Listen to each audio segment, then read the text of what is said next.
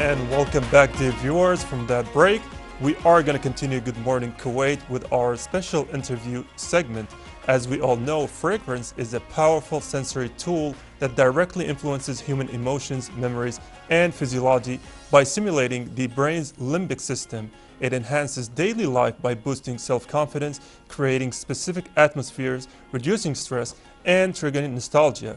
Now, when it comes to the GCC countries, and especially Eid, it's a major stone for us. So let's welcome Noor, Sada, CEO, founder of private company for fragrances.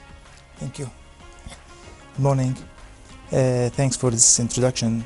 Actually, in the world of scents, we consider this scent as an emotional trigger. So scientifically, the sense of smelling is processed through the human brain much faster than sight or hearing, and the centers of smelling in the brain is connected directly to the center of memories. That's why when you smell something, the first thing comes through your mind is a person or a place or a space or an emotional memory connected to this smell. Now, what is it, from your experience with working, in this field for so many years and with working with people, there's an emotional connect between the scent and their emotions? Yeah, actually, the connection between these things, as I mentioned, that it's directly connected to the memory of the to the memory centers in the brain. So when you smell something, sometimes it takes you to a nice memory, or it takes you to a nice place, it takes you to a good emotion, and it rarely takes you to bad memories. I don't know why, but usually scent is connected to good things for us. Even when you smell bad smell, okay, it won't take you to bad memories. But good smells always take you to good emotions and good memories. Yeah, and also, before we dive deeper into this topic, the viewers might not know this, but you come from an architectural background. So how did that shift come along? Like, how did you find yourself with perfume fragrances? Well, actually, I'm an interior architect, and this shift came because architects taught me the balance and taught me control, helped me understanding the space and environment, helped me to understand how we feel inside spaces. From this point, we start developing the devices itself, turning it from devices that burns oil or that burns pure oil to devices that diffuse the scent itself, diffuse the perfume itself. And we applied the same thinking to perfumes. It's not pure oil only itself. No, it's about like designing the perfume, understanding how it will diffuse in the space, how it will spread, how strong it is, and what the impression it will give to the audience, and how long it will last in the space. We want to help the environment itself without overpowering it.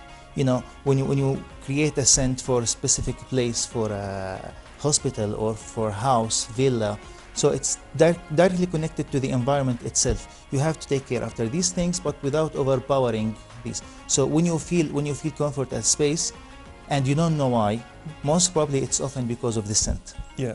And so from your opinion, because the scent now is connected to the environment, and now, especially nowadays, we're seeing a lot of people, when they're designing rooms, when they're designing places, they have a certain, smell in their mind. Like sometimes you meet someone and they're like, oh, this room feels like it smells of lavender, so I'm going to have lavender scent in it. So in your opinion, why has it been this popularity of connecting rooms and spaces, especially when it comes to design, with fragrances, with scents? Every scent has its own effect to our brain. Yeah. So citrusy or citrusy scents, if it triggers the scent of the relaxation in the spas, for example. Yeah. And sometimes specific scents of citrusy, it triggers the freshness. Lavender, mentioning the lavender, it affects our feeling connected to relaxation. So it evokes emotions. It evokes emotions, exactly. When you smell like coffee, okay, it takes you back directly to our Arabic origins sometimes, or takes you to our culture. Besides some special scents like cinnamon, coffee, cardamom. So as you mentioned, the smell it takes us to some specific memories and specific places when it triggers in our brain. That's why. And that's why sometimes when you're traveling, you pass by, let's say, a bakery, and then you smell it, and they're like, oh, this reminds me of home. This reminds me of the neighborhood. You know what we had in the Far' al-Jam'iyya, right? Yeah. It's so nostalgic. Actually, yeah, some factories we started producing smell of bakery. Oh, You know, mashallah. yeah. Now it's chemically made. You can ask us to, like, I want to buy cookies smell. I want to buy pizza mashallah. smell. Yeah. Yeah, we started manufacture such kind of smells. We start creating it, and yeah, there's some places in Kuwait they use these smells actually for their use. Oh, mashallah. It brings a lot of joyful memories, right? It's a great conversation starters. Yes, actually, having nice smell, it brings back memories, especially to the when it comes mentioning the foods, Yeah. mentioning the cookies, cakes, bakery. It reminds you to your mother when she started, Yeah. when she did some Like those, nice, you know, those Friday mornings when you wake up, you see the fresh Exactly. bread made and everything. It's so nostalgic. yeah, that's Yeah. it. That's right. Now, I think a lot of people, as this is maybe my circle of friends or my circle of acquaintances, a lot of people have fears of using perfumes or fragrances too much. You know, they're worried about health risks. Mhm. They're worried about, you know, we have this misconception that if you have a closed, you know, space and you use too much perfume, it's going to suffocate people.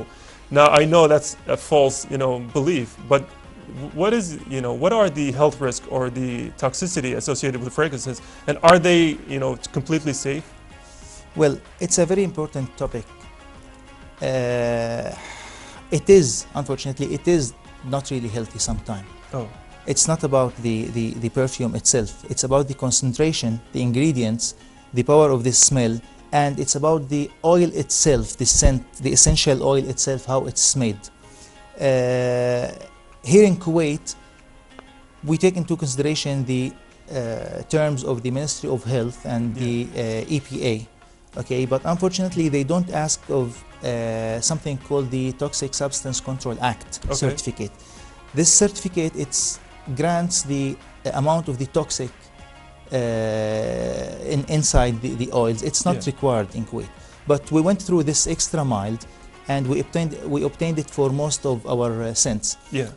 So the CDC in US, they highly recommend not to evaporate, not to smell a lot of burnt scent fume, bukhur. Oh, yeah. Okay, yeah, it's not really healthy. Beside this, they don't recommend, or they highly advise to avoid smelling the pure oil. But or bukhur, burnt you know, oils. telling people in the Gulf that too much bukhur. It is a part of our lifestyle. Yeah. It is a part of our lifestyle, but we must know that it's not really healthy, especially in enclosed spaces. Yeah. So bukhur is something really nice, but you have to take care of the environment, of the air circulation inside the space, okay? And avoid using pure oil when you're burning pure oil. Bukhur is more healthy than burning pure oil or than inhaling pure oil. If you want, you can go to burnt incense bukhur, or you can go to special designed scents, fragrances, like which is diluted in organic alcohol with a specific certificates, MSDS or TSCA. You have to take care if the scents that you are smelling or the perfume you are using is EFRA approved or not, which is an international agency for perfume and scents. So these details really makes difference when it comes to health. Yeah, and especially when it comes to bukhur, because I think a lot of people, they, you know, see the smell good, but they fail to realize it's just wood burning.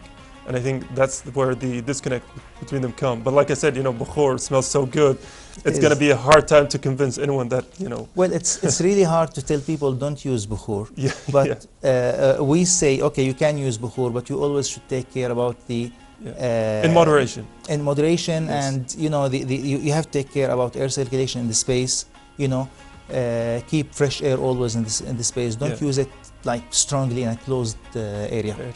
Now, you know, our production team says that you, when it comes to the use of technology, you use different devices for your products. So, Yes. you know, would you like to elaborate on that a little bit more? Well, actually, devices comes in four segments or four categories. The first one, it's a device that it burns oil itself. It comes in an electrical coil, heat coil, then it pumps the oil itself and it burns it. So here you're just vaping, okay, or you're just inhaling fumes, pure fumes. Unfortunately, most of the companies here in Kuwait, they sell it and they use it, but it's not really recommended to avoid. You shouldn't actually inhale fumes. Yeah. It's just like vaping, but without nicotine. That's it. The other segment of devices is the ultrasonic. Okay, the ultrasonic devices, it's very healthy actually, but the problem it's there's a lot of alcohol, so you don't smell strong smell, or it's not strong enough. Yeah. Basically, it's diluted in a lot of like 95% of alcohol and 5 to 10% of essential oil. This is the other segment. The third segment, which I really don't recommend, which is the water-based machines. Oh, okay. It's really the small cheap one that you use it at home. We all use it we used to use it in our houses. But it's not healthy because you keep the water inside it for a couple of days and you start inhaling fungus, and and it makes it humid at the space.